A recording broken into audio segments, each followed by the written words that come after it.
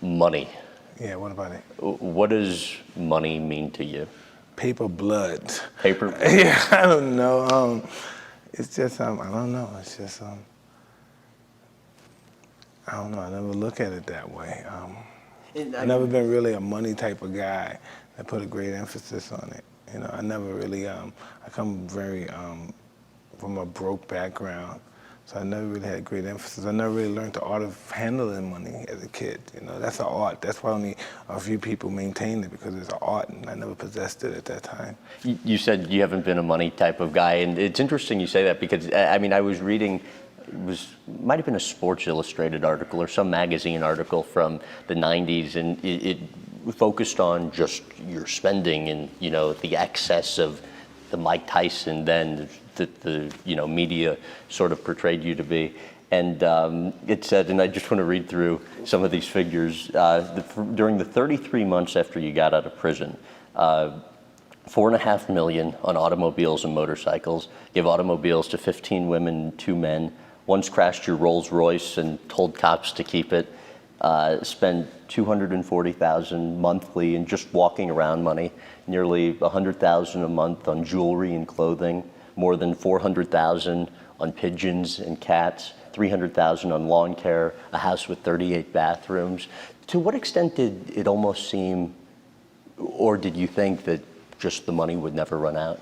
I don't know. That's just how I live my life. You know, when I was living my life back then, that's just my, wow, that's even hard. When you mention things, wow, that's even hard. I don't even fathom that. I don't even think I'm that kind of guy. I don't even look for ever considering having money like that anymore. I mean, does that seem like a lot to you now, and it didn't then? Or that's just was my ex-life. That's just how I live my life.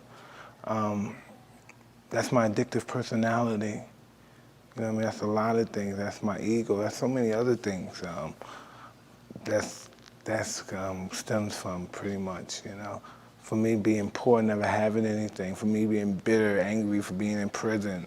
It stems from a lot of things. And that addictive personality, how much do you think that's helped you to achieve great things like you have in boxing, and how much do you think it's hurt? It's a twin sword. Depends on whatever that addictive personality is focused on. I don't know, you know. If I'm interested in destroying myself, I'm great. If I'm interested in exalting myself, that's good too, you know. With regards to money, you've gone from being fabulously wealthy to at one point basically losing it all. What has the peaks and valleys of that allowed you to learn about money? I was interested in art and possessing it. I just was a young kid having fun. What do you consider a lot of money to be? I don't know, $1,000. Oh, please. You know, anything, anything. Do these figures sound correct? Made around $400 million during your career? I don't know, it could have been. Yet end up spending more than you made, and at one point were like $50 million in debt? Yeah, that was amazing too. But how does that happen? Just being reckless and young and foolish and stuff, and really not caring. Was it not caring or not having the sort of, you know, we talked yesterday about role models and having the support system. I never had a good support system, right. So what I normally, I can't really blame anybody, even though you gotta have carried the weight of a fool by yourself. Other people contribute, but I blame everything on myself, you know. It's not like I've been sucking. I had a good time too. Sure, but and that's obviously the responsible thing to say, but do you, I mean, ever wonder how things might have been different if you had that support system like the one you're giving your kids now? I don't know, I'm just happy the way I am now, I guess. I'm pretty content. You know, I don't totally much dwell on what I was and in the past. How are you doing now?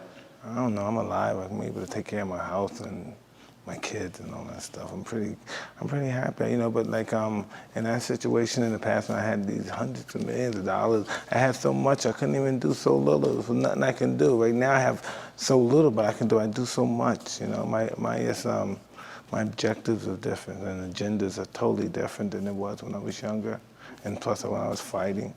And interestingly, along those lines, obviously few people in this world ever attain the kind of wealth that you enjoyed.